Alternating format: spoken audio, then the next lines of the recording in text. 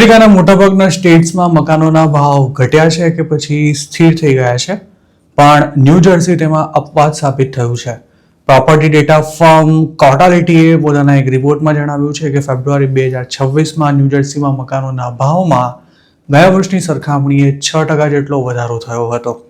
આખા અમેરિકામાં માત્ર ન્યૂ જર્સીમાં જ મકાનોના ભાવમાં આટલો મોટો ઉછાળો જોવા મળ્યો છે તેવું પણ કોર્ટાલિટીનું કહેવું છે.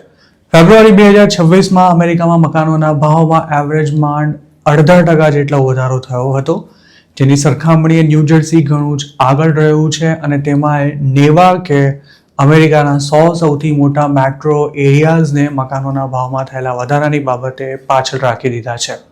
આ ગાળા દરમિયાન નેવાકમાં પ્રોપર્ટીની કિંમતોમાં 6.7% જેટલો વધારો નોંધાયો હતો.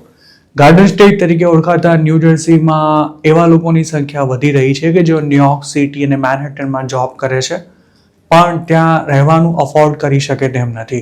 આ જ કારણે ન્યૂ જર્સીમાં મકાનોની ડિમાન્ડ વધતા તેમની કિંમતોમાં વધારો થયો હોવાનું એક્સપર્ટ્સનું કહેવું છે.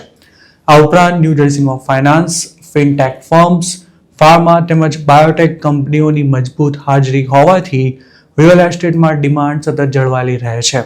આ રિપોર્ટ તૈયાર કરનારા એક્સપર્ટ્સનું એવું પણ કહેવું છે કે ન્યૂ જર્સીમાં પગાર ધોરણ પણ ઊંચા હોવાને કારણે હાઉસિંગ સેગમેન્ટમાં ચહેલપહેલ યથાવત રહે છે.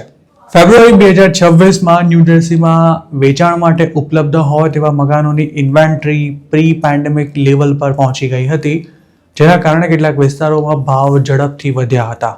કોર્ટાલિટીના રિપોર્ટ અનુસાર ફેબ્રુઆરીમાં 40% મકાનો આસ્કિંગ પ્રાઇસથી વધુ કિંમતમાં વેચાયા હતા.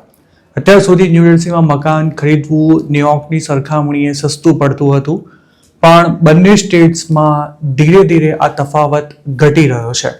આ ઉપરાંત મોર્ગેજ લોન પરનું વ્યાજ પણ ઘણું ઊંચું હોવાથી મકાન ખરીદવાનું અફોર્ડ કરી શકે તેવા લોકોની સંખ્યા ઘટી રહી છે.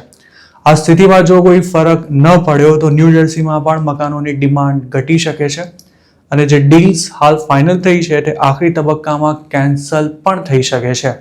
કોર્ટાલિટીના ચીફ ઇકોનોમિસ્ટનું કહેવું છે કે બ્રોડર યુએસ માર્કેટ લોકલી રીબેલેન્સ થઈ રહ્યું છે, જે દર્શાવે છે કે અમેરિકામાં હવે કોઈ એક નહીં પણ ડઝનબંધ હાઉસિંગ માર્કેટ્સ છે અને આ તમામ માર્કેટ્સમાં ડિમાન્ડ અને સપ્લાય પાછળના બેલેન્સ માટે અલગ અલગ પરિબળો જવાબદાર છે.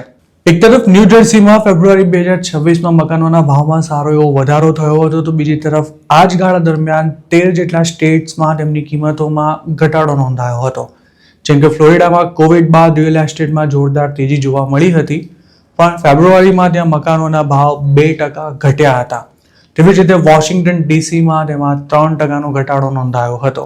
જોકે આવનારા દિવસોમાં અમેરિકામાં રિયલ એસ્ટેટમાં કોઈ મોટો જામ જોવા મળે તેવી શક્યતા લગભગ ના બરાબર છે, કારણ કે ઈરાન વોરને કારણે ફરી મોંઘવારી વધી રહી છે તેમજ અફોર્ડેબિલિટી ઘટી રહી છે.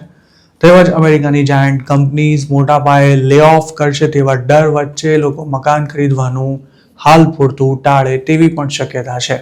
જોકે અમેરિકામાં રહેતા ઇન્ડિયન્સની વાત કરીએ તો તેઓ રિયલ એસ્ટેટને હજુ પણ એક સિક્યોર ઇન્વેસ્ટમેન્ટ તરીકે જુએ છે અને જોઈન્ટ ફેમિલીને અકોમોડેટ કરી શકે તેવા મોટા મકાનોની ડિમાન્ડ હંમેશા રહેતી હોય છે.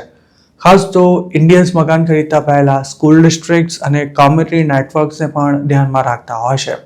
શું આપને લાગે છે કે હાલનો સમય અમેરિકામાં મકાન ખરીદવા માટે શ્રેષ્ઠ છે કે પછી હજુ પણ ભાવ ઘટે તેની રાહ જોવી જોઈએ?